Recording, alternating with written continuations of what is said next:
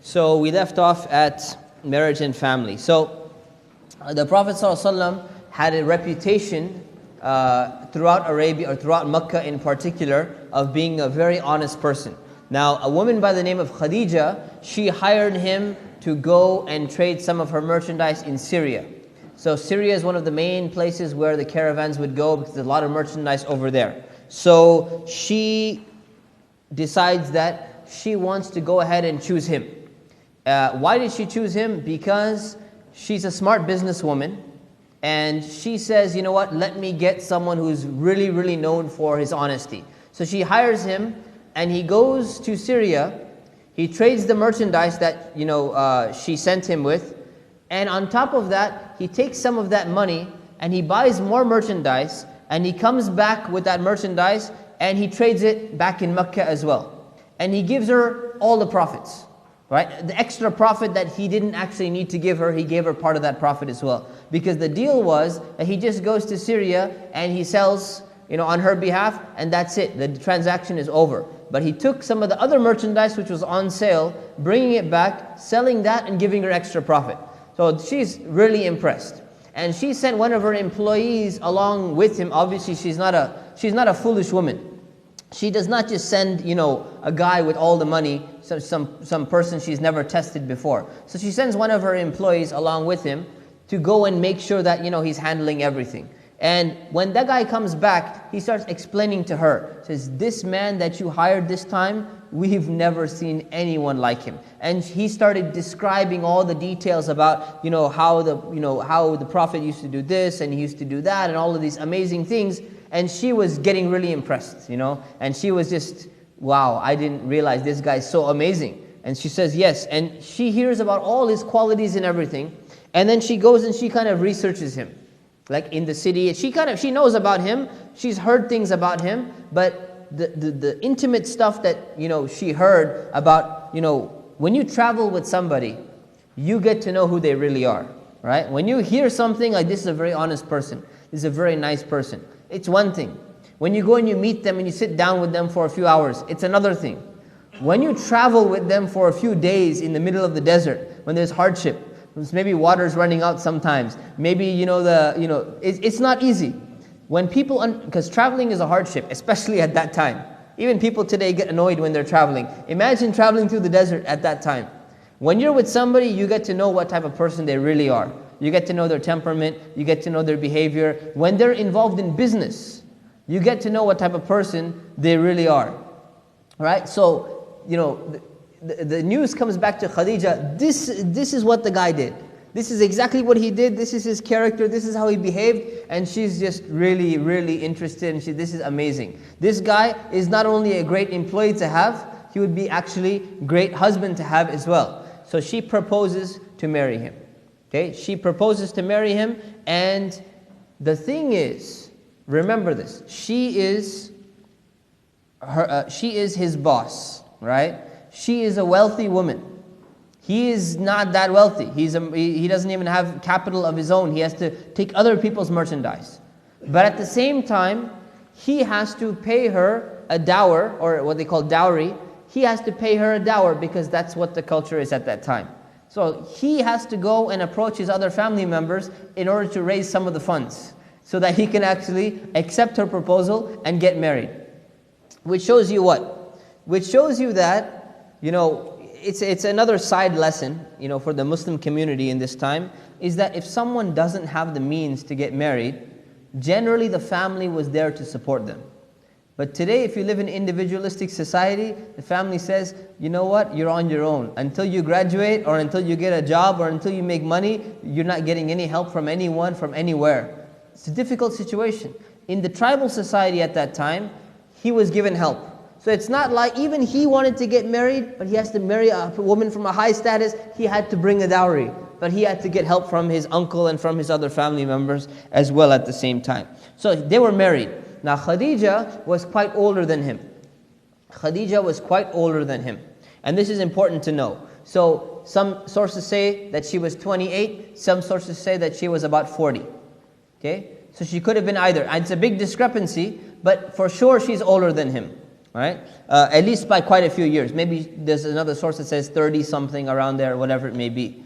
Now the thing is this, men in that society, right, who are interested only in looks and who are interested only in the sensual desires, what kind of women do you think they would be marrying? Younger women, right? Women who are much younger than them, or women who are kind of, at their prime and all of that. And it shows you the type of person, the fact that he's accepting shows you the type of choice he's making. He's making a choice that it's not just about the woman's looks. Although she was not a bad looking woman, she was a good looking woman as well. But since she was quite older, number one. Number two, she's been widowed twice. Meaning she's had 2 husbands before. She's had children before. Both her husbands have passed away. Now, if you're a person who's looking for sensual pleasure and all of that, like people allege against the Prophet, does it look like you would go and marry someone who's already been married twice before? No, that's generally not what people in most societies would prefer. And he was 25 years old at the time. So he was still, in his prime. He was still quite young at that time, and that's when he got married. Now they have been married, and they had 6 kids over a period of years. They had 6 kids, 2 boys and 4 girls. What happened to the 2 boys? They died in infancy. Right? They died in their infancy. Okay? But it just so happened that they were going to get some more boys in the family anyways. So there was a man by the name of Zayd ibn Haritha. He was a slave. And how did he become a slave? He was captured during a raid on one city that he used to be from. And he was captured and he was taken, and somehow he ended up in the possession of Khadija because someone traded him and gave him her, and somehow they got that way. What did they do with the child? They adopted him as their own child, as their own son. Right? So it shows you what type of people they are. Khadija and Muhammad, what type of people they are, what kind of family they are. They adopted him as a son. Even though he was taken from another tribe and he was sold into slavery and all of these things. His story we will cover in detail in the second year in Islamic History 3. Inshallah, live companions of the Prophet. So now you have another boy coming into the family. It shows you his very important, his characteristics and his qualities. He could have kept the person, made him work, do whatever. He adopted him as a son. And even when he adopted him, he said, and he is going to inherit from me, and I'm going to, he's going to inherit whatever we pass on to him as well. So full adoption, which was not allowed in Islam later on, but at this point in time, there was no revelation, there was nothing. Another thing ended up happening. There was a famine in Mecca. So famine means short supply of food, things are very difficult, economic hardship. So Abu Talib was undergoing economic difficulty. So they realized, like his family members, realized that he's in need of help. So they said, you know what, we want to go and we want to help you. Why don't you give us one of the children? We can take care of them, we'll feed them and everything, because he had a lot of kids as well. And that is difficult in the family, to feed another person, to take care of them. You have to have someone, because the women were working at that time. They're outside, milking the goats and the sheep and all of these type of things. So you have to, take care of these things. So the Prophet ﷺ and Khadija, they took Ali into their household. And Ja'far, who was another child of Abu Talib, was taken into another household. And we'll talk about Ja'far later. Just know that 2 of the children were taken away from Abu Talib just to help him during his time. Why is all of this important? It's important because they were a happy family of 8 people, despite the fact that they had lost 2 sons, right? 4 daughters, 2 kind of sons, 1 in the household, 1 adopted, and husband and wife, right? So we're talking about a family man, right? When people go and they look at presidential candidates, and when they look at, who should we vote for, who should we look into, what is one of the things that they look at? They look at, is this a family person, right? Does this person, because when you're just a lone, like a lone shark or a lone ranger, one of those kind of things, you may have certain talents and certain abilities, but people in society want to see that, can you handle your family? Can you take care of your wife? Can you take care of your kids? How are you with them and all of that? It's a very important thing in that society, and it's still a very important thing in many societies. So they were a happy family, normal family, just living, doing their thing. Not worshipping idols, but at the same time, just living their own life and doing their own thing. Okay? Any questions so far? Khadija had yes, Khadija had kids before. What exactly happened to them, we don't exactly know. Maybe the family, perhaps the tribe took them back because they say they belong to the maternal side. The paternal side. That happens in many tribal societies. Maybe the kids passed away, died in a war. We don't know exactly what happened to them. How much does it convert to in dollars? To be honest, I don't know, but it's enough that he couldn't afford it and he needed help. It's enough that he needed help, yeah. So, and that's equivalent. It's either this or it was in a certain amount of camels that was given this equivalency. So exactly how much it was, but just know that it's a pretty large amount. Not an excessively ridiculous amount that no one can afford it, but it was pretty decent amount. All right, okay, so someone can say, well, he might have married her for money. And people have made that accusation recently. Not in the past, but recently they've made this accusation. Now here's the thing. If you look at the person's character, right? If he was interested in money, and he has the reputation for being the most honest, and he's getting a lot of business because he's trading on behalf of other people. If he was so concerned about money, he didn't know he's going to get this kind of opportunity, right? You could have taken all the merchandise, say, I'm the most honest person and everything, go to Syria and never come back. He could have done that. A lot of people will do that, scam artists and all of that. So if he was interested in money, he could have done that. If he was interested in money, he could have gotten money from different means. He could have done other things. The thing is, you don't judge a person's reputation. Like there's a Christian woman, her name was Annie Besant. She was writing a book for Christian missionaries and explaining to them that, look, before you start attacking the Prophet, why don't you do a little justice to the man? And she's writing and she says, you don't judge people's lives this way. That a person who you start attacking his reputation for being obsessed with sensuality and all of that, when the guy doesn't exhibit any interest in the desires of the world, he doesn't exhibit any interest in other women, any loose relationships, nothing like that, you don't judge him. Then all of a sudden he takes a second wife and you say, oh, he must be doing it only for sensual reasons.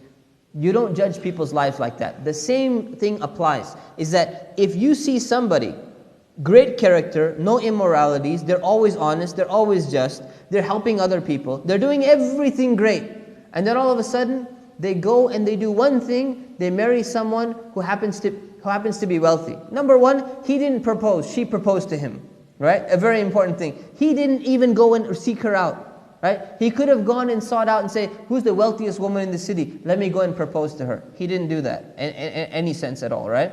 So you don't judge people's lives. That's basically what it is. It's a very simple thing. You could take anyone and you can say, you know what? This happens in society. There's two ways to interpret people's actions. You see a person's very, very nice, right? Very kind, very friendly and everything. And then you see that he's sitting with some children around them and he's patting the kids on the back, right? If somebody from afar doesn't know this person's character, what can they accuse this guy of doing? Child molestation. Why are you putting your hands on that kid? He can go to jail. He can go to jail in this community. In this society, he could go to jail if he put his hand the wrong way and the kid said, no, he touched me, he moved his hand from here, he moved it a little bit, forward. He can go to jail.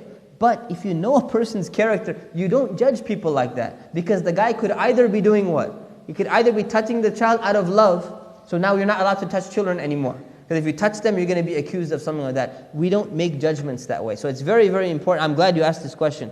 People can make all sorts of accusations against anybody. Right? If somebody goes and you see somebody and you see somebody helping another person take their groceries out of their car and help them in, you can make the simple accusation and say, you know what? He probably wants something from her. Right? The old lady, he probably wants something from the old lady. Maybe he's hoping that the old lady dies and leaves him some inheritance. Right? Yeah, you can make a story, right? But is there any basis to the story? No, because you have to have some solid evidence for it. So if somebody makes an accusation, oh, he did it for the money. Okay, take that as a hypothetical, logical possibility. Is there any other evidence that exists at all that would be the reason? If he's a person who's not interested in money, when they got married, he continued to work for her, he didn't retire. Right? He didn't retire, he didn't sit back and go on vacation. Okay? He moved into her household, he didn't go and take her money. In Arabian society, he could have divorced her, gotten the money and ran away, but he didn't do that either. So there's no basis to support it. So it's very important that we have a knowledge about the surrounding circumstances so that this logical possibility doesn't start becoming like, oh yeah, it could be this, and it could be that, and it could be that. So it's very important the difference between could be and probably is. That's the way we judge people. That's the way we judge people, right? You can do that with everything, you know. The guy comes and shakes your hand, he shakes your hand hard. Oh, maybe he's attracted to me, you know. Right? Problem, right? Muslim guy comes and hugs the guy. He's probably coming on to me. You could say that, but no, that's just his culture. He's trying to show his love. That's not the way it works, right? So we have to be careful about these things. Any other questions on this slide? Okay. Rebuilding the Kaaba. Another very important incident happened. When he was around age of 35, the Kaaba was damaged by flooding. Now think about why the Kaaba would be damaged by flooding. First of all, you're in a desert. There's not that much rain. But when there is rain, it can get pretty hard. Now, Mecca is a valley, right? What is the definition of a valley? Surrounded by hills, exactly. What happens when it rains and the water goes down the hill and you're happen to be here and all the mountains are like this, the hills are like this.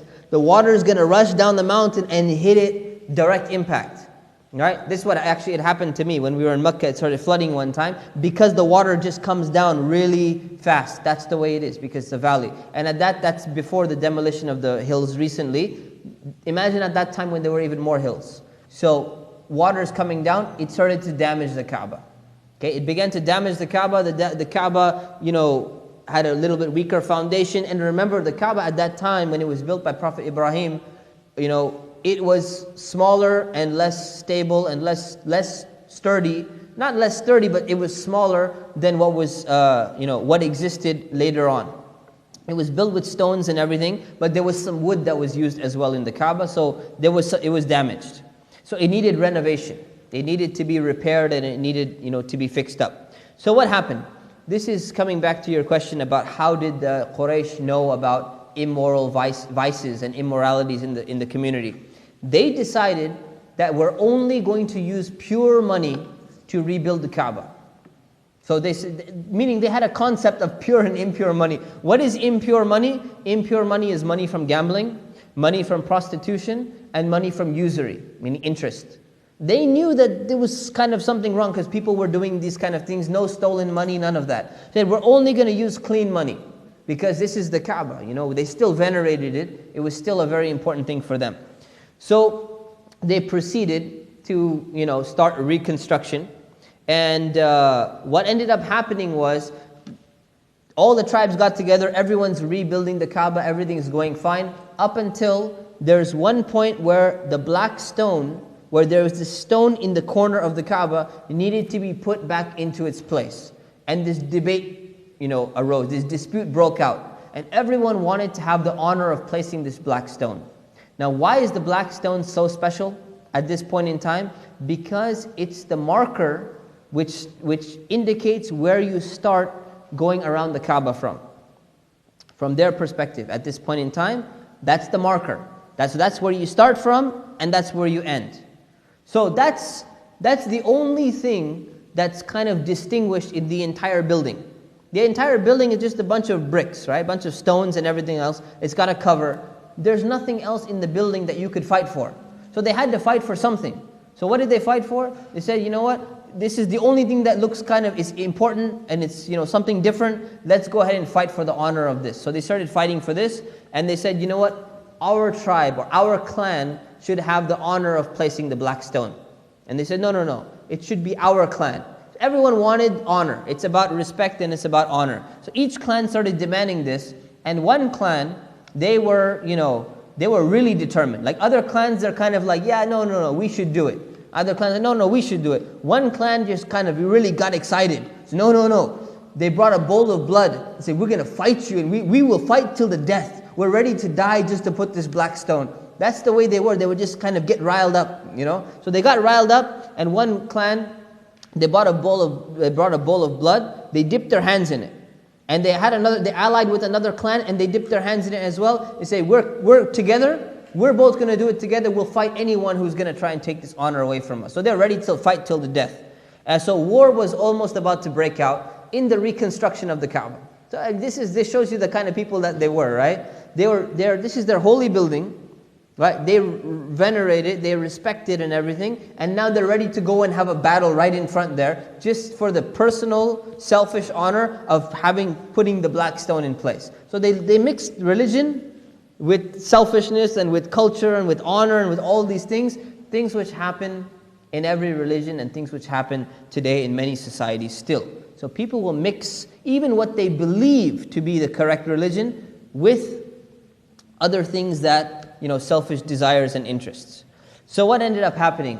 They decided on arbitration. So one of the eldest members of the Quraysh there, he said, look, we've had enough wars. We don't need another battle. We don't need another war. There's no point in shedding blood. Let's resolve this in another way. But everyone is competing. So how do we resolve this? We need a third party. So let's go ahead and say, the next person who comes to visit the Kaaba will decide which one of us gets the honor. Right? So now how does this work? So this works in this way. Why would they agree on this? Because they felt that whoever comes to visit the Kaaba on a regular basis is a special person, is a person who's worshiping, who's following the religion. Right? Everyone else is at the marketplace and doing everything. So they say, you know what? The next guy who comes to visit, he's coming to pray. They assume for the idols, right? He's coming to pray at the Kaaba. We're going to select him. So from their mentality, they're saying, that's great. That's perfectly fine. The next guy, he's a pious person because he's coming to the Kaaba at this time of the day. We'll go ahead and say, whoever it is, we'll go ahead and allow them.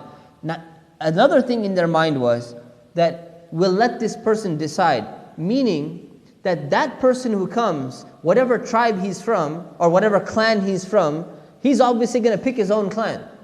So basically what it means is the next clan member to walk in gets to decide who it's going to be. So what do they see? They see the Prophet coming, and he's walking. And immediately they start shouting, Al-Amin, Al-Amin, the trustworthy, the trustworthy. His nickname was Al-Amin, which means the trustworthy, the one you can trust. The one that people put their trust in because he's so reliable, he's so honest. So they started shouting that because they were so happy. Why were they so happy? Because they were hoping and they were thinking that he's not just going to pick his own clan. Because they said, this guy's honest. This guy, he's gonna come up with something good. So they waited for him. So what did he do? He heard the situation and he said, bring me a cloth or a cloak or something like that. And he placed the stone on top of it and he said, every single clan is going to pick up one side of the sheet and they're all going to carry it together to the place where it's going to be, and I'm going to pick it up and put it in place myself. And they had no problem with that because he was selected to place it, but he allowed all of them to participate. So everyone got the honor of participating. Everyone was happy. So this shows you that he took a policy of compromise. Rather than choosing his own clan, or rather than saying that this person has the right to do it, he was supposed to decide which one of them gets to do it. And he had to make a judgment call, and he did it in a way that all of them got to do it. Showing you the importance or his ability to unite people, rather than divide them. So everyone was happy, everyone was, this is great, everything is going great, everyone was happy.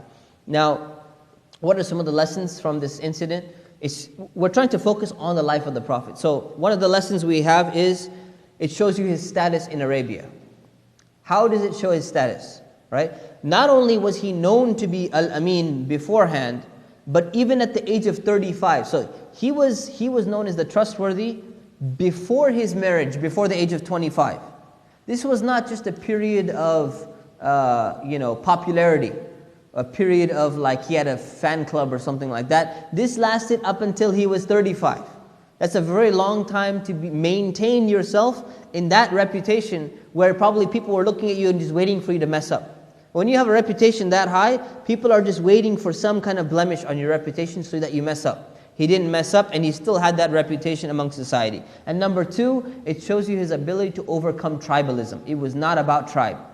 Why is that important again? Because again, I've been reading a lot of this stuff. That's why I keep mentioning this. There's a lot of stuff out there that people are writing that the Prophet was trying to put his tribe back into power when he came with the revelation of the Quran and when he came with Islam.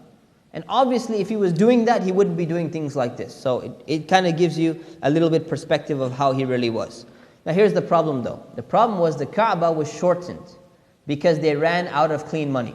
So they didn't even have enough money. So they ran out and said, we got left this prostitution money. We got this other money. They didn't even have enough clean money to build the entire thing. So the Kaaba was shortened. So it was more rectangular in nature, and now it became more cubic in nature. And what did they do instead? They built a short semicircular wall going around because they couldn't build it all the way to the top because they ran out. They didn't have supplies left. So the wall, but what they did was, before they did that, they thought everything was going to be fine. So they actually started building the walls higher on 3 parts. The walls were much, much higher than before. Double, if not more than double. They raised the door. So the door to the Kaaba originally was on the floor. And they actually raised the door, so now it's in the same way it is today. The door is higher. Why did they raise the door? So that they could control who's allowed inside the Kaaba and who's not allowed. So they wanted some control, so they made this modification. Number 3, they added a roof, right? There was no roof in the Kaaba initially. Why did they add a roof? Because people used to come and put treasures and stuff inside the Kaaba. But if it has no roof and if it's so short, you just jump over and you steal the treasure and you jump out. Very easy. So they wanted to deter thieves from going and stealing stuff inside the Kaaba. And also for they saw that there was a flood. Imagine it goes inside, water gets trapped inside. It's a problem for the structure itself of the Kaaba. Okay? Any questions on that? So the question about the semicircular wall was originally part of the original Kaaba. That's why when you're standing now, if you go inside that area, you're technically inside the Kaaba. That's why everyone wants to pray in there nowadays. Because technically you actually are inside the Kaaba. The real dimensions of the Kaaba. Most wars were fought between tribes, not between clans. But this was a case where they wanted the honor, so they were ready to, they were ready to go. And there were some other tribes. There was not only one tribe in Mecca as well. There was probably some other tribes were involved as well here. Yes, so the question is, was there something else special about the black stone? So there are some reports about the black stone being from heaven. And there are some reports about the black stone having sins and all of that. The main report is that Prophet Ibrahim was looking for another stone to finish the building, and he was not able to find that stone. So he found this stone specifically. So in a sense, it was sent by Allah, in a sense. So that's pretty much what it is. So I know that there's a lot of other biographies that talk about the details of the black stone and what it means and sins and all of that. But there's some conflicting evidence regarding the authenticity of that report. Okay. How does raising the door to the Kaaba control who can come in and out? Well, because when the door is open, if the door didn't have a lock on it, or the door is open and it's on the floor, everyone can just kind of rush in and go in, and it's very hard to control. If the door is raised up there and you have to kind of walk up the steps, everyone can see that you're just kind of walking in. So it kind of gave them more of a sense of control. I mean, a lock would do the same thing, but a lock with a raised thing so that people can't just walk in gives you a better sense of control. Okay.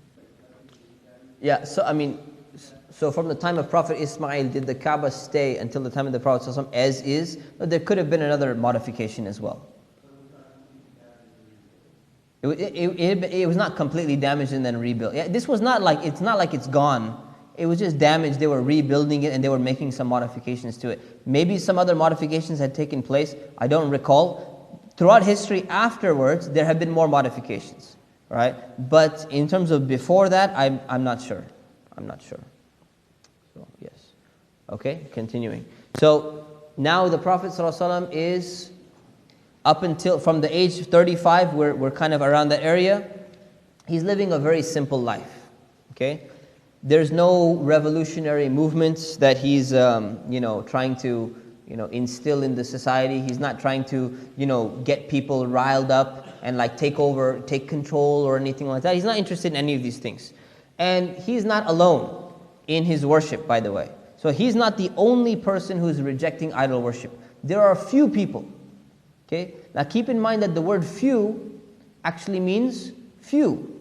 Doesn't mean many. Unfortunately, some people who are writing books today, they think that the word few means many. So they think they're writing actually that if the Prophet did not come, then Arabia would have gone towards monotheism, and idol worship was already going to go away anyways. In fact, one of the former directors of the CIA, he wrote a book called A World Without Islam. Anyone read that book? You heard about the other book or movie, World Without, what is it, Mexicans or something like that? Latinos? You heard of that one, right? Okay, so he wrote a book based upon that called A World Without Islam. And in the first chapter, the entire argument, and this is an intelligent man. I mean, we're talking about CIA. We're not talking about just some random person. But he kind of picked up on some sources and started arguing that, no. Everyone in Arabia was already on the way towards monotheism. They were kind of going away from idol worship anyways. And that's exactly the opposite. So actually the opposite was there was a few exceptional people who actually had already gone away from idol worship. And we're going to mention these few people. Okay? Number one, Waraqa. Waraqa ibn Nawfal was one of them. He was a Christian. So he was one of the few people in Mecca who had adopted Christianity. And he was able to read the scriptures as well. Meaning he could read the Jewish scriptures, he could read the Christian scriptures, he knew Hebrew, he knew Greek, and obviously he knew Arabic, he could read and write, all of these things. So Waraqa was one of those people who could do it, and he was known to do that. Zayd ibn Amr ibn Nufail was another one. And he was a person who was searching. How did he get to where he was? He was a person who was searching. So what did he do? He went to Syria. He's traveling around and he says, something is wrong with my idolatry of my people. So he goes to Syria and he meets a rabbi. And he asks the rabbi a number of questions, trying to figure out, what do you believe and what are your questions and everything. The rabbi gives him some answers and he says, I can't accept that. That doesn't make sense to me. So he continues searching. And he goes and he meets a priest. Right? And the priest, he starts asking him similar questions. What is your religion about? What do you guys do? All of these things. And the priest gives him some answers as well. And he says, I can't, that's weird. I can't follow this religion. This doesn't make sense to me. Right? So he makes a statement, and this statement was remembered by some people later on. He said, "Oh Allah, I declare that I follow the religion of Prophet Ibrahim." That's what he said. He doesn't know, right? He knows that Prophet Ibrahim was not worshipping idols. So he's one of the people who figured it out, right? But he said, I want to follow these other things, but the way they explain their religion, this can't be right. This can't be the real religion. So something is definitely wrong. So then while Zayd was at the Kaaba, he used to announce, and he used to say, none of you follows the way of Ibrahim except me. So he's one of the people who was he was a vocal critic. He was one of the few people who used to speak out and say that you guys are on the wrong path. The Prophet didn't do this, but he used to do this to some people, and he used to speak out. And another thing that he used to do is he used to rescue the little girls who are about to be buried alive. So you have, for example, we talked about how fathers, when they gave birth to a child, a young girl, they wanted to bury that girl alive. So what did he used to do? He used to go to the father and say, look, don't bury her, don't kill her. If you want, I'll take care of her. So he would go and he would become like this adoption agency, and he would adopt all of these little girls, and he would bring them up. Now, beyond that, he would go and once they got raised up a little bit older, he would go back to the parents and say, now, you see your daughter, the one that I saved? Your daughter she's older now. She can kind of work on her own. She could do some work in the house. She's not just a burden on you. Would you like her back? If you want, you can have her back. If you want, I can keep her and continue to raise her. A great guy. A very, very important guy. And this guy actually died before the Prophet received revelation. But the Prophet said about him that he's going to be in paradise. He's going to be in paradise. Why? Because he figured out on his own. He was searching for a religion. He was searching for the truth. But he couldn't figure out exactly what it was. So he started worshiping Allah in any way that he knew. And one of the things before he died, one of the statements that he made before he died, he said, "Oh Allah, if only I knew how to worship you, I would have done so. If I knew how to worship you, I would have worshipped you. But I don't know. I don't know." What does it tell you? A very important lesson is that, I know this, the hail or something is bothering, but it's not that amazing, to be honest. Alhamdulillah, it's happening, but it shouldn't distract you away from the class. Right? This I know. I've lived in the UK and France. Perhaps I'm used to this, but don't worry. It's not. You can concentrate, inshallah ta'ala. This is your test of patience, of sabr, concentration, inshallah. So this teaches that before the revelation had come, there were people who figured out that idolatry and these things were wrong. Number one. Number two, there were a few people who were searching for the truth.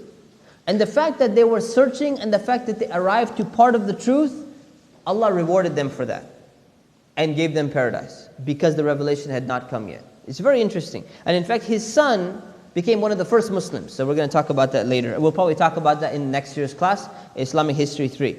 So he used to rescue little girls. At the age of 40, the Prophet ﷺ, who's not a prophet yet, he begins to go on retreats. Okay, he begins to go on retreats, spiritual retreats by himself. Okay, this is very important in and of itself. Okay, you're 40 years old, you have 7 members in your family, wife and 6 other people at home, right? You are from a very important tribe, you're from a very important clan, your uncle is one of the most respected people in the entire city. Finances are pretty good because your wife is quite wealthy and the trading business and everything was going good. Okay? Now imagine what would most people do if they were in this circumstance. They would either get into politics, try to see how they could, move up the chain of popularity within the clan and everything. He has a good reputation. He could start running for, future chief or whatever it may be. These are very, very common things that most people would be doing. And instead, what does he decide to do? He decides to leave his family for a while and start going in the mountains on retreats by himself. And he starts worshipping Allah because he believed in Allah. And number two, he's kind of reflecting upon society, reflecting on things. But it's very important to understand that he believed in Allah, like all the other Arabs, but he did not associate, partners. He did not have idol worship. So he's not like... Some people may take him to be like a René Descartes, philosopher going in the mountain and thinking things out. No, he's worshipping and he's thinking at the same time. There's a difference between the two of them. So he's doing both. Okay, he's doing both. And he's worshipping and he's reflecting on the purpose of life by himself. What ends up happening is initially he started doing this as a side occupation, right? Side kind of break. I'm going to go. Take my time out there and get some, figure out what's going on, worship Allah and come back. This is while he's working. Then he starts going and becomes regular and regular. He starts doing this more and more often. Then he leaves. His job is over now. He stops working and he's only focusing on this. He goes, he comes back, gets some more food and he goes for another number of days. He comes back, gets some food, goes for another number of days. This is seclusion that he's in. He's in seclusion and he's going on these things. Another thing that's happening during this time is now that while he's worshipping and while he's praying and while he's reflecting, he starts having dreams. And these dreams that he has, they start coming true exactly the same way that he saw the dream. Exactly what he sees in the dream, it happens. What does that mean to him at this point in time? He doesn't know. He doesn't know. He has no idea what it means. He has no idea what's going on. But he's searching for guidance. This is the important thing. He is there, he's praying to Allah, and like Zayd who just died and said, "Oh Allah, I don't know how to worship you," he's doing the exact same thing, and he's asking Allah, "Allah guide me, I don't know. I don't know what to do, I don't know what to worship, I don't know what I'm supposed to do here, guide me." This is where we'll stop here, and we'll talk about the revelation inshallah in the next session. Any questions on this slide? Yeah. Alright. Right, so the question is that there's a claim that the Prophet studied with the Christians, right, or with some Christian scholars or something, and that's why there's a lot of similarities between the Quran and between the other thing. Now they're referring to a journey where he met a monk named Bahira when he was 12 years old in Syria with his uncle, when he was going on journeys with his uncle. Now if that's true, then that means that at the age of 12, he mastered Christian theology, which the church themselves couldn't do, because they were debating back and forth about, divinity of Christ, and Council of Nicaea and Council of this and Chalcedon and all of these councils. And from that period until the age of 40, he never talked about anything, right? And he couldn't read and write, so he couldn't transfer any of his thoughts anywhere. And then all of a sudden he comes with all of that, remembering back 28 years prior, coming back with all of that. The claim itself is extremely far-fetched, number one. Number two, when you compare what the Bible has and you compare what the Quran has, you find major differences in major things. Minor things and major things. And the fact that there's major differences and the theology is consistent, the stories are different, everything is different, you find that there's no way, you cannot say it's a copy. Right? Because if it's a copy, basically most people who have major issues with certain biblical narratives, that's missing from the Quran. The problems and the issues that most people have are gone. So it would usually take like a professor, someone with a PhD, to kind of clean up the entire story, to know the entire story, to know the entire history. It's very unlikely. That's one. And number two, the books of the priests and the rabbis at that time were only in the possession of those people. So if he's illiterate, and he's not in that priestly, status, he doesn't even have access to these books. So there's a lot of different ways to debunk this claim, but that's just some of them. Okay, any other question? Okay, perhaps in Mecca, there were no Bibles written in Arabic. There is evidence that there were some scriptures of the Bible in Arabic in different parts. Because the thing is, remember that there was Christianity on the borders of the Roman Empire. So it's very likely that some of it had been translated into Arabic, right? And in fact, I forgot which date, but there is a text which combined all four Gospels together, and it's in an Arabic-like language, if not Syriac or something like that. So there was there. But in terms of having the entire Bible or the entire Gospels that other people had, not likely to have the entire thing in Mecca for sure. So that's definitely true. Definitely true. Good question. So why is it that he left his family behind and he's worshiping in the cave? First of all, he spent how many years with his family so far? 15 years, right? He's doing this at the age of like 39 and 40. And in the beginning, he's regularly going to visit them. It's not like he's not going back and spending some time with them. See, spending time with family is about quality time.